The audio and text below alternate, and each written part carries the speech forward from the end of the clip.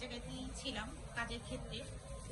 তো সেই হিসাবে আমার যে স্টুডেন্টরা আমরা অনেকগুলো ওয়ার্কশপ করাইছি সব ধরনেরই, এবং এখানে দেখছি কিছু আপুরা অনেক কিছু পরিবর্তন করছে।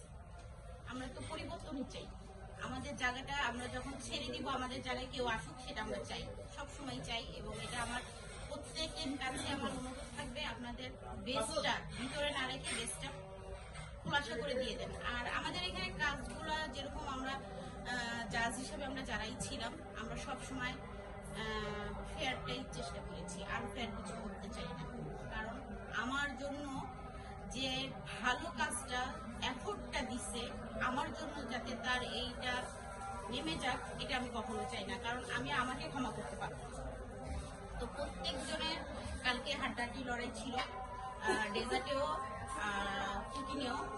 আশা করবো আজকে সবাই মন খারাপ করবেন না, ফার্স্ট সেকেন্ড থার্ড এরকম তো হয়েই থাকি, তাই না? কিন্তু এটা ভাববেন না যে আমি ফার্স্ট হইলেই মানে যে আমি কিছু পারি না। না, আমরা এক এক ধাপের থেকে শিখবো, এটাই হলো আমাদের কাম্য। সবার জন্য শুভকামনা রইল, ধন্যবাদ সবাইকে।